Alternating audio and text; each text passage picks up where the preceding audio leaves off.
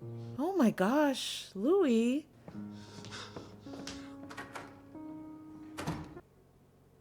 I think that's you running out of the room. Hear that?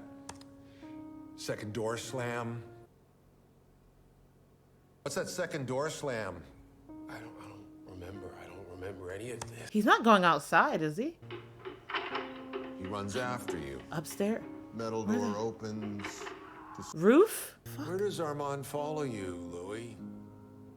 It's morning. Yeah, you can't go outside. What the heck is happening? But also, Daniel saw the body in the plastic bag. Like, what is that? Where does that come in? Oh! Oh, did he try to kill himself?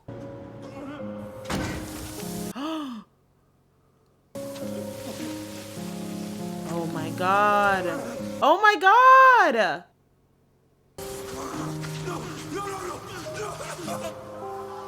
walked into the sun. Oh my god. I'm remembering it now. My skin burnt up pitch. Oh my god. Tar coming off me. Oh my god. Oh, that looks horrific. Okay, that must be what Armand was referencing. Like the audio that we heard in the beginning. Gone. I knew who I was without those pieces. Wait. I knew who I was without those pieces. So is it that those pieces further complicate his understanding of himself? And I guess that's why it makes him emotional. Get the story straight first. You know what? Sorry. Didn't even go like 5 seconds.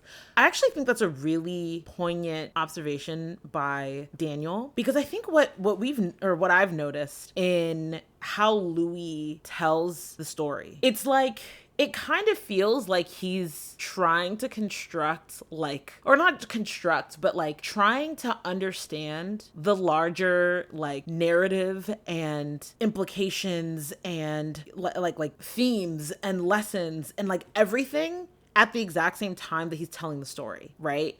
And to Daniel's point, I feel like actually where there's a lot of value is in telling the story first and then reflecting. But it's like he's trying to reflect and tell the story simultaneously. And so anyway, I just like the way that Daniel reframed that. Jesus. That looks so painful. I can't even. Must be exquisite. What happened? Oh, he can't remember even in that moment. You said the worst things you've ever said to me. No. And then you ran outside. No. And now you're a convalescent. I'm sorry. Meaningless word. Yeah, this is a toxic relationship. He's alive? The boy. The fascinating boy. Oh! Sorry, I literally was reacting just to the crazy violin and then now seeing Daniel float in the air. Jesus. Don't. What does he do? He's just fine. Oh! Oh, he's fine. Oh my god! Leave him alone. Fine. Oh my god, his eyes vibrating. Apartment for how long? You were there, Daniel. I don't remember. That's why I'm asking. The fact that it's like both, it's like, okay, sorry. I'm just like, the reality of the situation is kind of just dawning on me. These are 2 out of the 3 people that were present in that apartment are going back with each other, trying to like piece together the details because neither of them remember it in totality. So what happened next? I don't know. What do you remember? What do you remember? Like that's a really scary situation to be in right now. And then that third person who holds the keys to unlocking all of these memories, number 1 is off murdering someone, and then number 2 has several, I'd say, incentives to not tell the entire truth. So it's like, now it's like, what avenues do you have to like actually discover like what really happened? Yes, he's scary. There's someone else there. Oh God. A cellophane corpse on the floor. Meaningless word.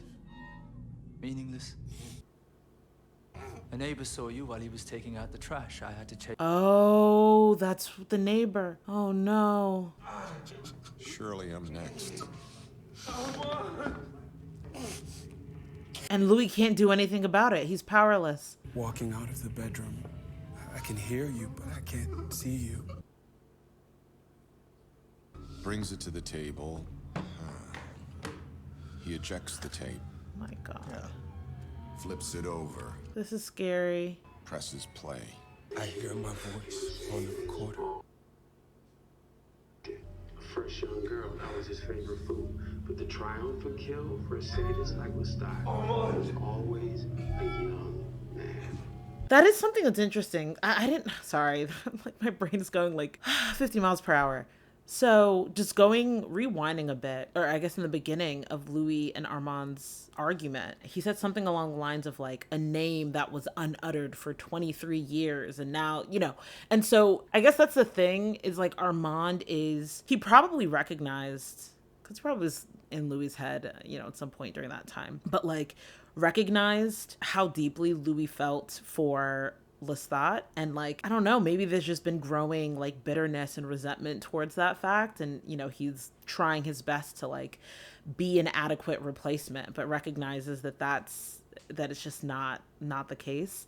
And I guess this interview, like, it's less about Daniel and more about the fact that Louis was finally unleashing all of his emotions, you know, mostly negative, but of course there's like an undercurrent of like, obviously he still feels a lot for Lestat, and that's why he's able to drone on for like hours and hours about him.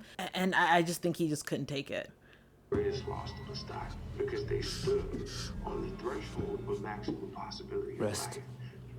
But that's another thing, I guess, with Armand, is that he himself also had feelings for Lestat and was probably in a way like traumatized by being abandoned by him. And so it's just sort of a double whammy, you know, of like the guy that you're in love with, that you've devoted yourself to, is in love with someone else. And that someone else is someone who also deeply hurt you.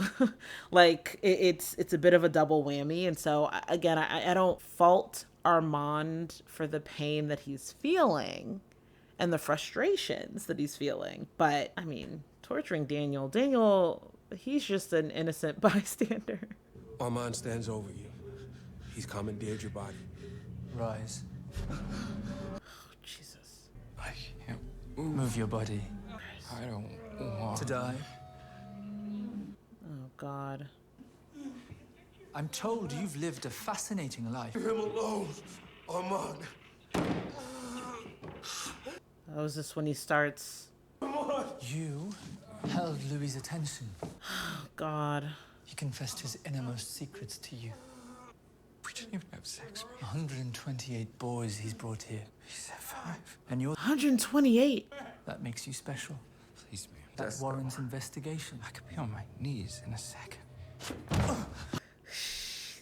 You arrived at some ineffable truth. Oh, my God. An instinct to self-efface.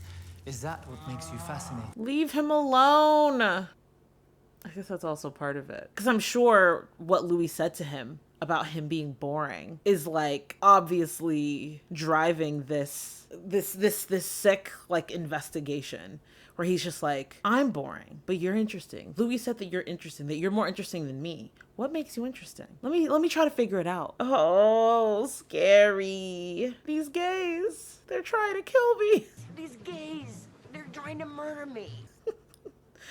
Shouldn't laugh. I'm good at getting angles. Getting people to open up. I can't feel my body. It's freaking me out. And he's fucking high. You're going to teach me how to be fascinating. Oh my God. Middle school, you stole your dad's Playboy magazine, sold them at recess. Is that what makes you fascinating? Told a girl you'd only do her if she had a paper bag over her head. So he is like going into his memories. Is that what makes you fascinating? Louis thinks I'm boring. Do you find me boring? Oh my God. Just let the man sit on the floor. Oh, his poor or not even calves, his poor fucking quads. I'm being run down by slavers in Delhi. Jesus. My second.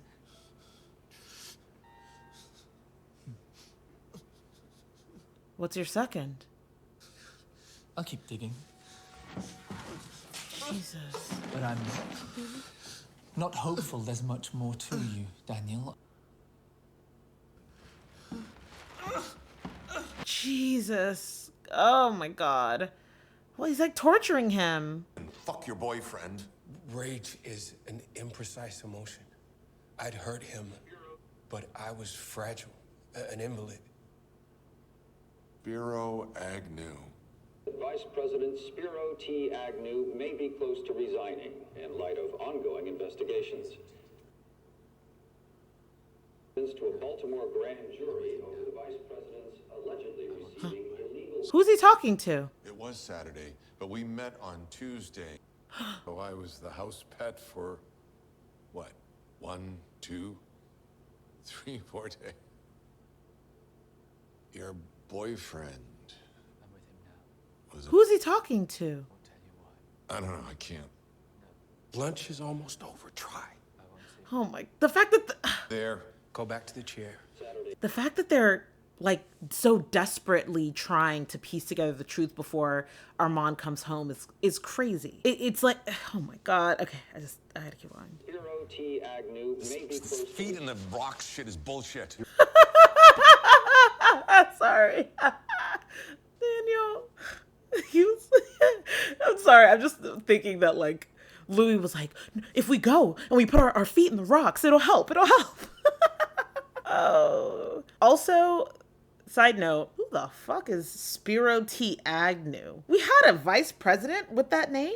I'll Google it later. I hate to say it. I hope I don't sound ridiculous. I don't know who this man is. Sorry to this man. Service stations may be charging less for gas this morning. I can't get up, it hurts. Put me in the coffin. Who is he talking to? Yeah, it's you. You keep saying coffin. Put me in the coffin. Listing the maximum price they may charge. What would putting him in the coffin help? Rest. Oh, is he trying to escape? Oh, shit. And gas station owners. Damn. Jesus Christ. I listened to the tapes. All of them twice. Oh, God. Lestat. Claudia. All I talked about him was trash. Yes, you said that. But why? It's not exactly how you've talked about him to me. Well, Lestat strolls past a bookstore. Your book displayed in the shop window. Reads your nasty embellishments and comes chasing after you again.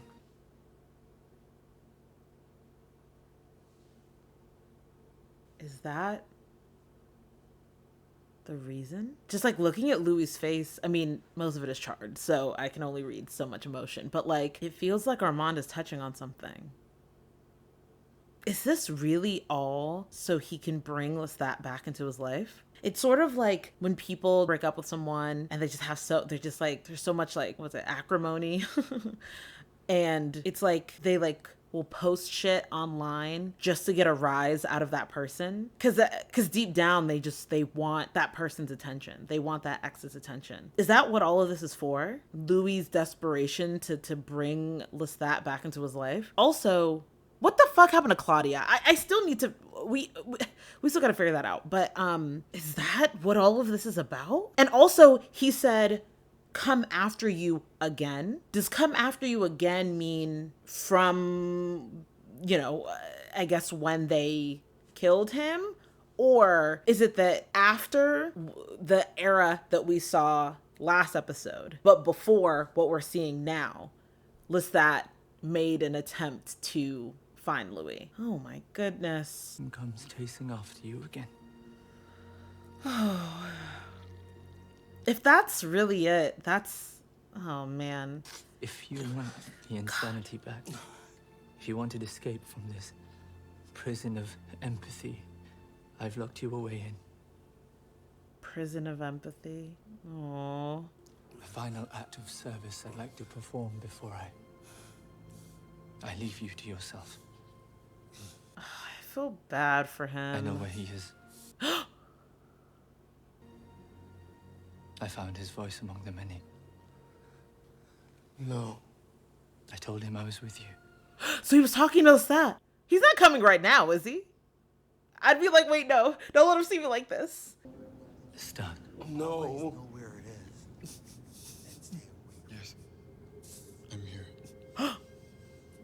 He's waiting for you. Not this man having a direct line to Lestat. And Lestat answered him. They're chatting it up right now. What the fuck? I guess, like, in a way, is this him actually, I guess, like he always does, is like he's just in service to Louis. And it's like, you know what? After, I guess, letting out his anger, he's like, well, he wants Lestat. Let me bring him here. Oh my God. This is crazy. I'm here. He's waiting for... I guess this is the first confirmation that he's alive. He cannot hear you. He has injured himself. Louis. This is your chance, Louis. I am your maker's voice. Louis. Louis. Wait, this is so sad for Armand. I can't believe this is how there's like levels to how like unfortunate of a situation this is. This is crazy. Mon cher. Whoa. Well, he's still calling him that. You wanted to say something to me. You wanted to say something to me. Why are you ill? What's happened to you? Wait, the fact that he's still so caring. This is crazy. This is too much for me. I actually don't know what to, I don't even, I can't believe they're talking right now. Through Armand. This is crazy. And the fact that Lestat is like his first reaction is just like, Mon cher, like, why are you ill? What happened? What is happening? Are you ill? What's happened to you? I love you, Louis. Tell him This is so painful. This is so painful. I love you, Louis. He's not gonna say it, is he? Is he gonna say it? Tell him, Armand. Tell him. Louis? Louis? Oh my God. You was my mate. There's nothing more. Now I understand that Armand was put in a very difficult position there, but I just like can't help but wonder, where would we be in what, 2021 or whenever the present day of the show was set if Armand actually told Louis that Lestat said he loved him? I think that would have changed everything. Oh my goodness. Sorry, the part that I'm paused on is Armand saying you left to be for death. I mean, yeah, that's also, like, I feel like I didn't even have time to process that. Louis was just like, I fucking despise you. You're boring. You're nothing, basically. Let me go kill myself so I don't have to be with you anymore. I mean, of course he didn't explicitly say that, but like, oh my God. Will I be on suicide watch for the next 1,000 years? Oh my God. I feel bad for Armand. For my part. Part of what? Paris. What happened? Did he kill Claudia? Did she die in the fire with the rest of them? Oh my God. An inch forward. Oh my Or God. am I a reminder of the worst of it? If that's true, if Armand killed Claudia, I don't understand how Louis could be with him for this long after that. What? I'll finish cleaning up. Oh my God. Rest. Please let Daniel go home. Rest. Rest. You said that to me too. Rest. What is he doing to him? Rest now. What is he doing to him? I've been calling to you for some time. Huh?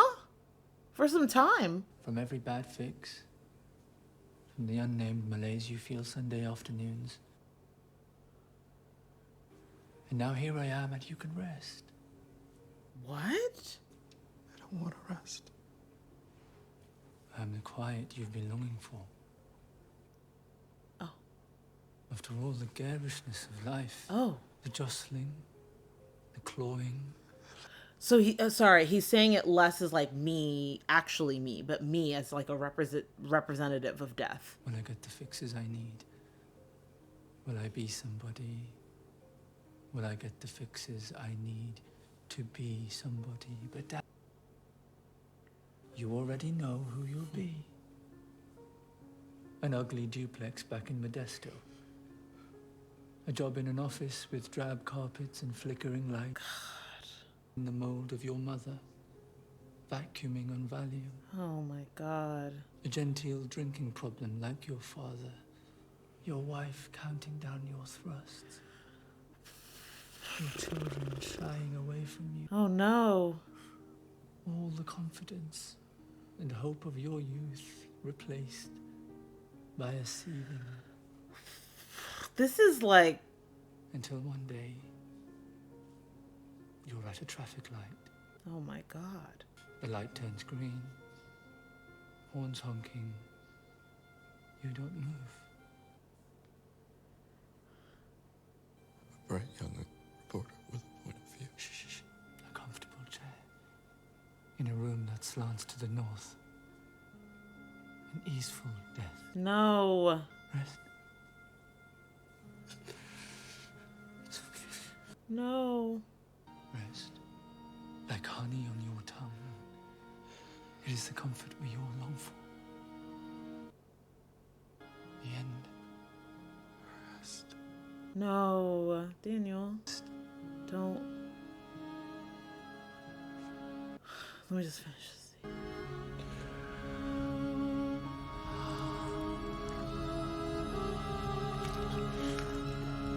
Stop. Armand. Okay, I'm gonna pause it. What's fascinating about that is it's like an exact mirror of the whole speech that Santiago would do on stage, where he would essentially lull their victims into accepting death.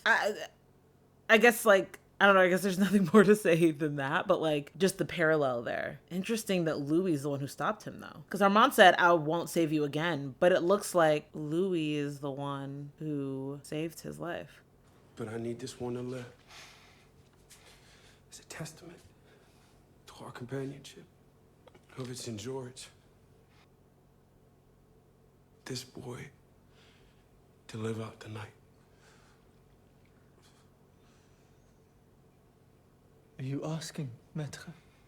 He still calls him that? Our rule. And he calls him that? I'm not asking. Shit. He's pulling rank.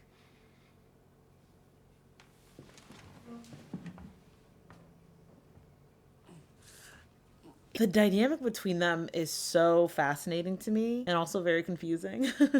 I guess it all just depends on like where Louis' mental state is at the moment, of if he dons this maître demeanor and position, or if he's just like completely vulnerable. I mean, I guess in this situation he was vulnerable just like physically, but like I feel like I have so much to think about. Honestly, this is one of those episodes where I'm like, I can't wait to get up in those comments. I'm so excited for y'all to just the like deluge of comments and opinions and thoughts, because I feel like I'm having difficulty even just sorting through my own thoughts right now. Like I feel like I'm like, there's just so much happening and I don't even know where to start. Oh my goodness. God, he looks horrendous. Daniel.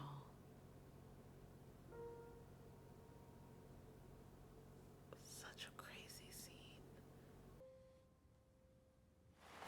So them sharing that moment. Wow. Daniel? Page 484. Listen as though I'm the voice of God or an angel talking to you, telling you this room doesn't matter, this night doesn't matter. You're not inconsequential or a junkie.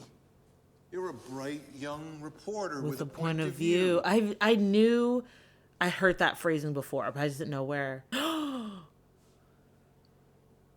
Just because there are stories that need to be told. I hope I'm not mistaken. I think this was like that very, very, very first scene in the very first episode, where it was like the masterclass-esque commercial for Daniel's course. I need to go back and check. But just there are stories that need to be told. That sounds familiar. These words will hold you up and carry you. They are your lifeline. Wow. That's a freebaser I befriended for a few days at the drug den. Figured I'd conflated the two events. But I didn't. Because it was you. Yeah. Wow. So their connection is so much deeper than I ever... So Louis is what held him down for this long. Louis' words, Louis' opinion of him. I fucked up 2 daughters. But I stayed a journalist. That's so...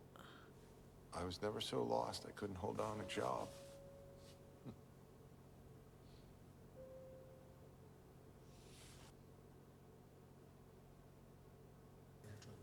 Fed you a truncated version. He bit you. You bit me. You blacked out. I blacked out. You woke up in a drug den. I woke up in a... Oh, and that's the video that was... Okay. Armand fogged my brain, redacted himself, which accounts for why I didn't remember. Yeah. And what accounts for why you didn't? Great question. Figure. No. Remember right up until when you bit me. Yeah. And I remember right up until when you bit me. But the Armand of it all, neither of y'all remember that. I fucking knew. Same precise edit on 2 brains. I knew it. I fucking knew it. He's the one erasing your memories, Louis. Ah, he's back. No. Is he gonna read their minds? Figure out? Ugh. How's Paris? Oh, we paused Paris. Reminisced about San Francisco. It started with Daniel. He asked why you saved him in 1973. Are they confronting him right now, for real?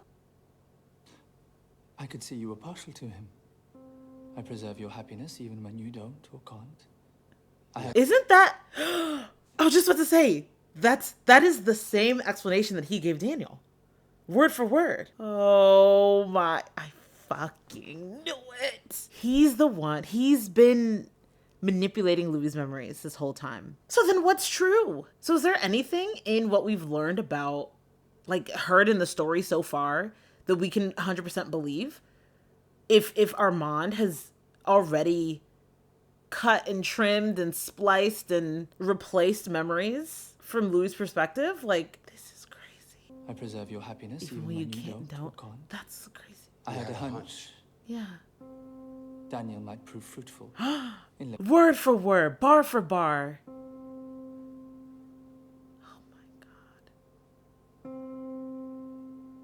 Oh my god. Oh god, what's gonna happen? Oh my god! I hate this show. These abrupt endings are diabolical. Truly diabolical. Oh my god. I don't even... There's so much. Humna. I feel like I can't, my brain is like, I feel like I probably missed so much. I feel like my head hurts from everything I just watched. Is he in my head? No, I'm kidding. So that was Interview with the Vampire Season 2, Episode 5. All of you guys that said, oh my god, this upcoming episode, it's so good. It's just so good. Oh my god, best episode ever. Who hurt you? Because as they say, hurt people. And y'all were gleefully awaiting my pain. Like I said in the beginning, I am the dog who finally caught the car. And I don't even know if I'm happy about it. There was just so many revelations, maybe too many revelations in this episode. So I had to take a break to just gather my thoughts, honestly. I feel like there was so much that happened in this episode, so much that was revealed, so much that was shocking, like truly unexpected. And I would like to talk about all of it. To the point that I literally wrote an outline. So the end of the interview, because I forgot for a second, like why Louis, why Louis attacked Daniel. But ultimately, it's because Daniel was like, had not recognized essentially the overall message that Louis was trying to send. And I think the overall message that Louis was trying to send is that this being a vampire is a curse. That there's like a joylessness in his existence, because where he got annoyed and frustrated and violent towards Daniel after was Daniel's comments saying like, dude, like, you're sitting here whining about being a vampire. This is fucking awesome and amazing, and you're just not seeing the like possibilities of what this power and what this dark gift really is. And he was like, yeah, I'll take it. And Louis just like, what you're supposed to get from this is that you should never, ever want this power. You should never want the dark gift. Like, I think that was the message he was trying to send, is that ultimately he's like, it fucking sucks out here, man. And because Daniel was not able to really understand that in his like obviously drug induced state, that pissed Louis off. And so that is actually what set him off, was him feeling as though Daniel was like, in a way, like undermining like the pain and suffering that Louis is like expressing to him. Because that's what he said, something along the lines of like, he was like, give it to me. And he's like, I won't waste it. Oh my God. Like Louis was like, the look on his face, like he's like offended. He's like, how could, after everything I just described to you, you still view this as something worth desiring? Yeah. Okay. Yeah. So that's what set him off. But also he was too young to fully comprehend. And so that's why I love the fact that he's coming back to him all these years later, because he sees the value in Daniel's perspective. He sees the value of Daniel's skill set really as an interviewer, but it's one that is that's been more honed, more developed, more refined. And it's the returning back to it element of the story is like even more fascinating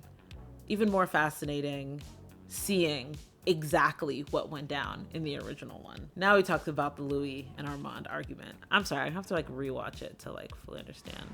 My thing is, who obtained copies of this recording and then did their little magic to get the like enhancement? How did they get this? Because was it not in Louis' possession? I don't know, actually. I don't know what happened to it. You know what? Watching this again, the scene of like, of Armand saying like, you mess the rooms up and I clean it up, and basically showing that this is like an ongoing cycle that the two of them have. I wonder now though if perhaps part of Armand's justification for wiping certain elements of Louis' memory is to essentially keep him from the fire, so to speak, right? Because obviously Louis' behavior, he's clearly not well. Like, if this is something that keeps happening, where he brings a guy, has sex with him, kills him, brings a guy, has sex with him, kills him, and like Armand is just taking care of him afterwards, it feels like Louis is just not okay. And I wonder if in Armand's mind, he's like, no, I'm doing this for you. I'm doing this so that you can honestly be happy and be happy with me. That's also probably more so his motivation. Because that's the thing. I mean, we saw them at the end of season 1 where they're like both holding hands and he's like, he's the love of my life, and like smiling. we're seeing these moments between them throughout this season where they're all like giddy and giggly and da da da da da. And it's like, okay. Like Daniel's reaction was always mine where it's just like, okay. But now I'm like, was that dynamic only possible because Armand has been wiping Louis's memories of the negative parts of their relationship? Because that's the thing, right? It's like he seeks to relieve Louis of anything that causes him any sort of pain. So whether that's sneaking in professional photography into Louis's photography so he feels better about his photography skills, whether it's he, you know, like all these different things, like it's like maybe that's his motivation. I don't know. Like I feel like that's more explainable or more understandable, at least, because that's what he said, right, to Louis. He was like, is just the next 1,000 years just gonna be me on suicide watch? So I can actually see that being his explanation. Still not great. Still not great, but there's logic in it and there's love in it. You know, I can see both logic and love in making that sort of decision, if that's his reason for doing it. But okay, no, let me like actually watch this argument again, because that was crazy. Even his I'm sorry, like he looks kind of deranged. Fear from Paris, flavorless, colorless, dull. See, that is where he almost signed Daniel's death warrant, saying the 10 hours I spent with that boy was more exciting than decades that he spent with Armand. Like that is the pain. That's like, you just see it in his eyes right there. That's where like the torturing of Daniel, all of that was just derived from that moment. Whew. Does he want to lick my boots or chop my hands off? This is the thing. When you have a relationship like this where one person has so much power over the other and they know it, that's where things can get really, really dangerous. I will say, when Armand was imitating Louis, he ate that up. He is very woe is me. Okay. Actually, this was in my notes. I said Claudia mentioned. So what I think I was able to ascertain from some of their back and forth was, one, because Daniel mentioned this as well. He said, because you're using past tense when you're talking about Claudia, I'm going to assume that she's dead. That's number one. Number two, Armand said, oh, my sister buried me alive. Oh, he was like, my sister buried me alive. So something happens with Claudia. Oh, wait a minute. Guys, I'm silly. I'm so silly. My sister buried me alive. I think he's talking about Grace, creating like a essentially tombstone of Louis while he was still alive. I think that's what he's referring to. Oh, goodness. All right. I'm trying to decide. I'm like, should I edit out when I said the other stuff or should I just keep it in? And I'll just keep it in. Okay, so that makes a bit more sense, actually. But I still feel like Claudia's dead. And I think she died in that fire. And then 3, Armand said, oh, are you gonna like make me continue to atone for what happened in Paris? So clearly something happened. And that's contributing to, I think, the dissolution of their relationship. But I'm like, was it killing Claudia? Like, I don't know. My daughter was my sister, was my throw pillow. How many people have made fun of Louis' accent? You threw her name around for cover, but really it circled back to him. And then he said, I loved her, but she didn't love you. Not like he did, not like I have. Do I believe? I mean, I'll say yeah. I think I agree with that. That Claudia did not, of course, hold the same love for Louis, at least to the same extent that Lestat and Armand did. Yeah, I'll agree with that, but I think it's a different kind of love. And I think, honestly, Claudia's love for Louis, I don't know, I kind of read it as more human. You know, I know Louis talks a lot about like the vampire bond and the strength of the vampire bond. And I don't think Louis had the vampire bond with Claudia.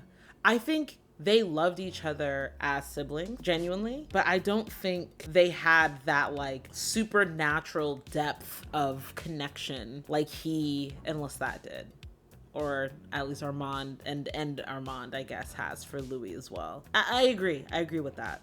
But I think that's fine, right? Because I think like any other maybe human relationship, like, yeah, you have your sibling and you love them and you try to do right by them, but if they do something that like really fucks with you, yeah, it can have an impact on your relationship, you know? I think it's actually good to have relationships with people who are not like worshiping at your feet like Armand does for Louis. To have someone who like genuinely challenges you. I don't know. I mean, I think I saw some comments in the last episode where there were some people, at least the way I read it, sort of hating on Claudia. And I'm like, no one will ever make me hate my girl. No, it's not even that, but it's more of like, you know, and I think there was this whole like comparison of like love and admiration or what have you. But like, I don't know. Like, I think there was something very genuine and very human about their relationship that I appreciate. But it is interesting that Louis saying like, I know, like he realizes that she doesn't love him the way. Also, Jacob Anderson's acting in this scene, he's just like, he's really selling the crazy. But what's so interesting is like that is the moment actually that set him off completely, was Armand making that statement about Claudia. Then that's when Louis starts to lose himself a little bit. I think it's so interesting that that's the moment when it happens. It must have been something really traumatic in the end of his relationship with Claudia. God. And then the fact that everything from that point onwards, well, I guess maybe even a little before then. Well, actually the whole argument, I guess. But like that, I guess, but the fact that like this whole part was just wiped from his memory. Now I feel like I'm just like reacting to it again. I have 7 and I'm only on number 3. Okay, Louis' suicide attempt. I mean, I'll just say the fact that like this conversation, and again, this is not to put Louis' suicide attempt on Armand or anything, but it's just saying that this was like that moment before he went and decided to go do that. I'm like, number one, I wonder if this is the first time. I don't know, but based on Armand's comments about like being on suicide watch, maybe it is the first time. And it's so crazy just to think, because we've heard a lot said from different vampires like Lestat, like Armand, and then of course, you know, they witnessed it themselves when they were in Romania, is like the fact that so many vampires don't last that long. And that Louis would have been another, I don't know, statistic in vampires ending their lives. Like, some of it obviously is, you know, can be attributed to whatever potential mental illness that he has. Again, like, you know, kind of connecting it back to Paul. But then, you know, the other question is like, what part of it is kind of the vampire inevitable end, you know? Like, what's the ratio between the two? I don't know, but trying to burn himself in the sun is crazy. And honestly, now that I think about it, I guess this might be the first time Louis attempted suicide, at least so far as we've seen. But it's not the first time he's contemplated it. So we've seen and heard him contemplate it more than this time. Like when Claudia left, for example. It's interesting that a lot of this just ties to his feelings around Claudia. It's so fascinating. But okay, I'm running out of storage space, so I gotta continue. The next thing I wrote down was Armand's retribution against Daniel. Now this was fascinating. Like I said, Armand really took to heart Louis' comments about him being dull and Daniel being interesting to heart, and essentially tortured Daniel for the crime of being interesting. Like, he was clearly so worked up over those comments by Louis that he was like, I have to take it out on someone, and Daniel was just an unfortunate victim. Oh my God. And so it all freaking finally ties together, the whole thing about Armand and memories. I have to say, I caught that shit. But it's like the fact that he is able to go deep into the memories of Daniel from when he was like a child and a teenager. I was like, I know he has some sort of memory powers. But the fact that he was like going through and being like, trying to find what's interesting about you. I don't see it. Is this what's interesting about you? Is this what's interesting about you? I was like, oh my God, just let the man be. He literally thought he was gonna get some drugs and he got so much more than he ever could have dreamed of. But now it all freaking ties everything together. Like I mentioned before about like, this is why Armand was you could tell he hated Daniel from the first episode. And my whole thing is like, why? And I was like, oh, because there's history here. Because Armand recognizes that there's something that he has for Daniel, that he recognizes, that he sees in Daniel, that he admires, that Armand knows that he does not have. Who would have thought that that's what that was? Oh yes, okay, and then, but that scene, okay, actually, I think I have to rewatch that scene again, where he was like, rest. But basically him doing this like rundown, basically being like, detailing and like, kind of manifesting this like life of misery to Daniel. And essentially saying like, listen, you want to die. You don't actually want to live. You don't want to live being who you are. There's no way. So let me just end your life now. And so interestingly enough, it was Louis who saved the day, who saved him. And it's just so crazy that like, in some respects, Armand wasn't wrong, but in terms of his career, no. That part of him was undeniable. Okay, so the part that I accidentally skipped over, I didn't realize the order of it. Conversation with Lestat. For anyone who potentially skipped or is watching this for the first time, I was a certified Lestat hater pretty much for like 10 episodes. And I've recently, I say this begrudgingly, I've recently been crossed over into the Lestat hive. Oh my gosh. But it's just like, man, you want to talk about love? First of all, I don't know how long it's been since Louis has seen Lestat, spoken to Lestat, heard anything from him. I don't know. But the fact that like Armand was like, let me hop on the landline real quick and just call your boy up. I don't really know what he was thinking then. Like, why did he even offer that up? Especially by the end, he refused to actually, to share arguably the most important part of Lestat's response. But just the fact he was like, yeah, I'm here with him. Yeah, no, he's not well. He's ill. Yeah. Yeah. I'll put you on with him. Like, crazy. Just ability-wise, crazy. And just the casualness of it, crazy. Lestat's response got me.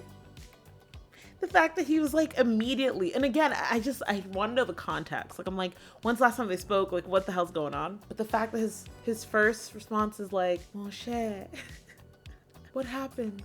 Are you okay? How, what, like, and it's just like, I love you. Ah!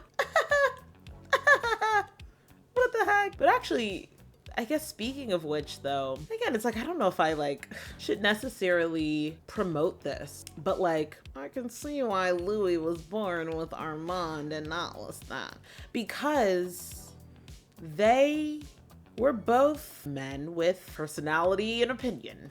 And this sort of like a little meek, but also like deferential attitude that Armand has with Louis, I just feel like it's just not the right match, you know? Like, I don't think that's just the type of thing that Louis is actually attracted to.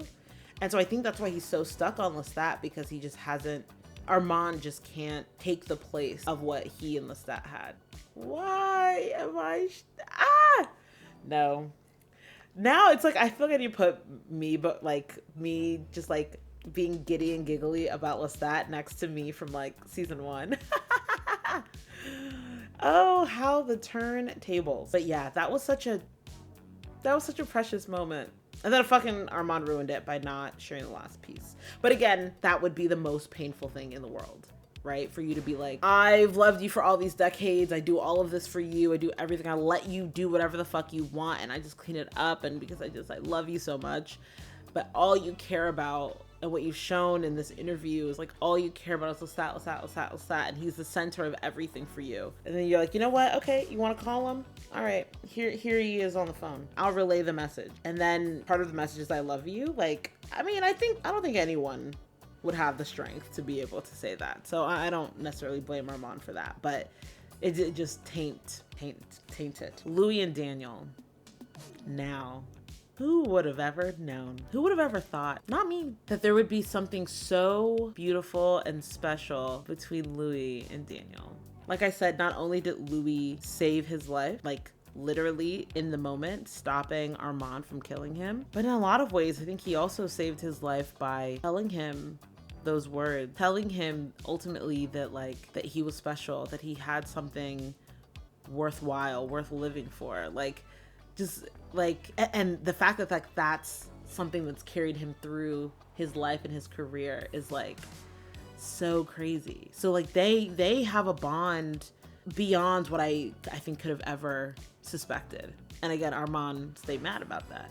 But it's wow. And the fact that that's all kind of a backdrop to both of them sort of leaning on each other to desperately discover the truth of their shared memory loss and trying to be okay, what happened, and piecing things together and this, that, and the other. I'm wow. What's also crazy to me is he wiped Louis' mind more thoroughly than he did Daniel.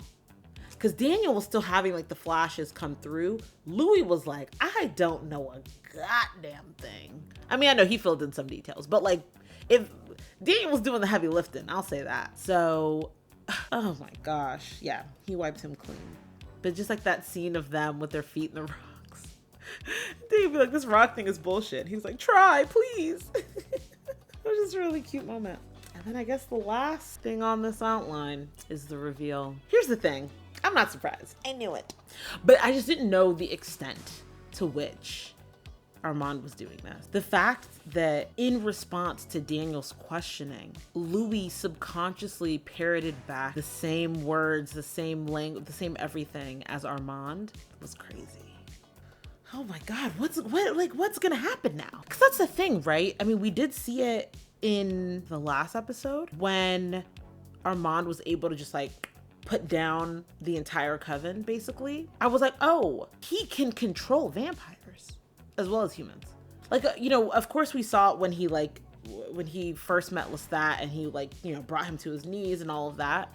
But it was oh no, he can do much more than that. This is the thing that's just scary. It's when you catch someone in a deception like this, they can go crazy. I'm what's gonna happen? What's gonna happen next? I'm genuinely I don't know. But at the very least, I love that Louis and Daniel put up a united front and that they're in this together. I think I'm gonna end it here, guys. I see why y'all are hyping this episode up. I see it now. I still feel there's probably things that I missed. There are probably things that I missed, but yeah, I don't have the storage space to talk any longer. So I guess if you want to continue along on the interview with the vampire journey with me, feel free to subscribe. And yeah, thanks for watching, and I'll see you in the next one. Bye.